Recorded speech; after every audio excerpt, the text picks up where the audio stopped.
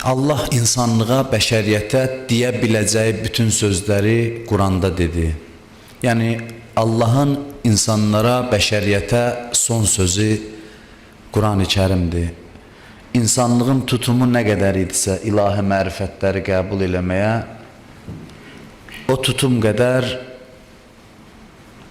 Allah öz kitabında fikirləri, sözləri nazil elədi insanlara.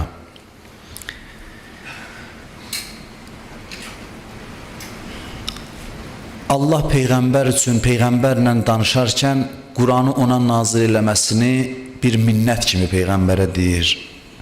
Biz sənə əzəmətli bir Quran nazil elədik. Peyğəmbərin qəlbi nə qədər əzəmətlidir ki, bu əzəmətli kitabı qəbul eləməyə istedadı var Peyğəmbər qəlbinin. Peyğəmbərin möcüzəsi onun Quranıdır.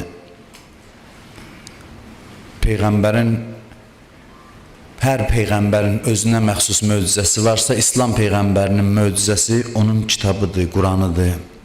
Quran hidayət kitabıdır. Düzdür, Quranda bir çox elmi həqiqətlər var.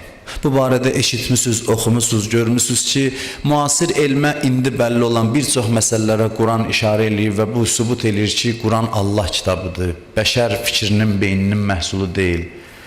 Quran elmi həqiqətləri əhatə eləyir. Quran müxtəlif məsələlərə toxunur, amma Quranın adı hidayət kitabıdır. Zalikəl kitabu la reybə fih hudəllil muttəqin. Bu elə bir kitabdır ki, onda heç bir şübhə yoxdur. O, təqvalılar üçün hidayət kitabıdır. Azğınlıqdan doğru yola hidayət eləyən bir kitabdır. Və qəlblərin şəfası Qurandadır. Şifaun limə fis-sudur. Quran buyurur ki, ürəklərdə olan xəstəliklərin şəfası bu kitabdadır. Ruhun xəstəlikləri var. Necə cisim xəstələnir, ruhun da xəstəlikləri var. Cənnətə o insanlar daxil olacaq ki, onların ruhu təmizdir, yəni sağalıb, sağlam ruhdur. Bunu Allah Quranda açıq bildirir. Yevmə la yenfəu malun və la bənun İlla mən ətəllah bi qəlbin səlim. Qiyamət günü nə mal fayda verəcək, nə övladlar, nə oğul uşaq. O gün bircə şey fayda verəcək. Ancaq o kəs nicat tapacaq ki, sağlam ruh, sağlam qəlblə Allahın huzurunda dayanıb. Ruh xəstələnir, ruha müxtəlif ləkələr düşür. Bütün bu ləkələrin, xəstəliklərin əlacı, dərmanı Qurandadır. Şifaun limə fis-sudur. Qəlbləri təmizləyir. Fi qulubihim mərəzun. Quran buyurur, bəzilərinin ürəyi, qəlbi xəstədir, ruhu xəstədir. Bunlar gərək Quranla özlərinə dərman eləsinlər. Quran qəlbi paklaşdırır. Quran bizə Peyğəmbərin əmanətidir. Axır çıxışlarında, son vaxtlarında bunu təkidlə deyirdi Peyğəmbər. İnni tarikum fikumus səqələyn. 2 dənə ağır əmanət sizə tapşırıram. Kitab-əllah və itrəti, Allah kitabı və mənim əhl-i beytim. Bu əmanətlər çox ağırdır, onun haqqına riayət eləmək çətindir. Bu əmanətləri qəbul eləyin və onlar qiyamət günü mənə qovuşana qədər bir-birindən ayrılmazlar. Kim Quranı götürsə, əhl-i beyti kənara atsa, məqsədə çatmayacaq. Kim əhl-i beyti götürsə, Quranı kənara qoysa, məqsədə çatmayacaq. Quran və əhl-i beyt 2 nurdur ki, onlar qovuşanda insanları hidayət eləyə bilir, insanlara doğru yolu göstərir. Dünən danışırdıq, Həzrət Əli ölüm yatağında, şəhadət yatağında vəsiyyətlərini eləyəndə bir sözü də bu idi ki, Allah, Allah fil Quran. Quranı sizə tapşırıb gedirəm. Qurandan ehtiyatlı olun, Qurandan sarılın, Qurandan bərk yapışın. Əleyhisselamın bütün məsumlarımızın vəsiyyəti Qurandır, Quranı qəbul eləməkdir, Qurana əməl eləməkdir. Həm dünyanın saadəti, həm axirətin xoşbəxtliyi müsəlmanların bu kitaba əməl eləməyindədir. Bu ilahi kitabın ayələrini oxuyub, onları dərk eləməyindədir. Onları anlamaqdadır. Təkcə savab üçün oxumaq yox. Savab üçün oxumaq da olar. Amma Quran onun üçündür ki, oxuyub düşünəsən. Baxasan nə demək istəyir.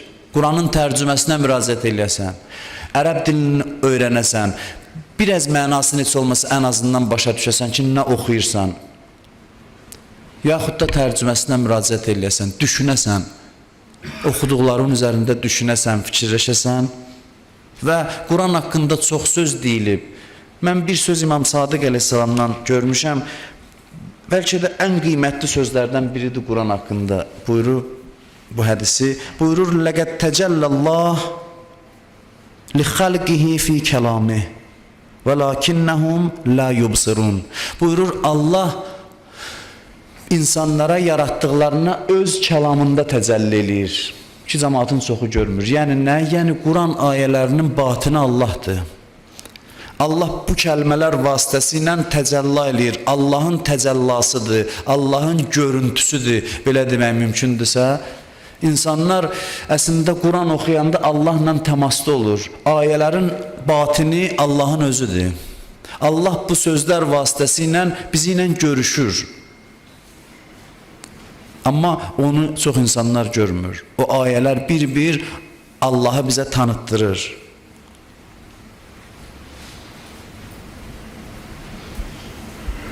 Quran canlıdır. Quran canlı bir həqiqətdir. Quran kağız və vərəq deyil. Quran vərəq üstə yazılar deyil. Quran bir varlıqdır və qiyamət günü bu varlıq özü insanların arasından məhşərə gələcək. Bu hədislər deyir, mən demirəm. Quran bir canlı surətdə məhşərə gələcək. Peyğəmbər sözüdür bu. "Ma min şəfi'in əfzəl mənzilətən indəllah yevməl qiyaməti minəl Qur'an." Buyurur, qiyamət gününə qədər kimlərsə şəfaət eləyəcək insanlara. Quran da gələcək şəfaət eləməyə. Şəfaətin mənası nədir? Şəfaətin mənası budur ki, Allahdan xahiş eləyəcəklər bizim üçün. Minnətçi düşəcəklər. Onlardan biri də Qurandır. Peyğəmbər buyurur ki, Qurandan üstün şəfaətçi yoxdur qiyamətdə. Qurandan üstünü yoxdur. Quran gəlib öz əhlinə şəfaət eləyəcək. Quranı sevənlərə, Quran oxuyanlara, Quranı oxuyub əməl eləməyə çalışan insanlara, Quran onların əlindən tutub şəfaət eləyəcək və Peyğəmbər buyurur ki, şəfaəti qəbul edilən şəfaətçidir. Şikayəti qəbul edilən şikayətçidir. Quran Allah eləməsin, birindən şikayət eləsin qiyamətdə. Ki, bu məni zay elədi. Quran birindən şikayət eləsə, onun şikayəti qəbul olunacaq. Və Quran kimi üçünsə xahiş eləsə, onun xahişi qəbul ediləcək. Ən üstün şəfaətçi qiyamət günündə Qurandır. Ona görə də insan Quranla qəlbini aram eləyə, Quranla dostlaşa, Quran onun dostuna çevrilə, Quranla ünsiyyətdə ola. Bu bir günə olmur. Yavaş-yavaş insan Quranla aşina ola, Quranın ayələri ilə, dəfələrlə onu oxuduqca hər dəfə oxuyursan təravətini itirmir. Hər dəfə yeni bir şey dərk edirsən Quran ayələrindən və Quranla insan ünsiyyətdə olanda qəlbi aramlıq tapır. İmam Səccad əleyhissalam buyurur, şərqlə qərb arasında bütün insanlar ölsələr, bir Quran qalsa bir məni vəhşət götürməz. Mən darıxmaram. Quranla qalsam darıxmaram. Dünyada heç kəs qalmasa belə, Quran mənlə olsa mən darıxmaram. Quran hidayət kitabıdır. Azğınlıqlardan doğru yola hidayət eləyən kitabdır. Kitabun ənzəlnahu iləykə lituxricən nas minəz-zulumati ilən-nur. Bu kitabı sənə nazil elədik ki, bu elə bir kitabdır sənə nazil eləmişik, insanları zülmətlərdən nura çıxardasan. Quranda həmişə zülmətlər cəm halda gəlib, nur tək halda.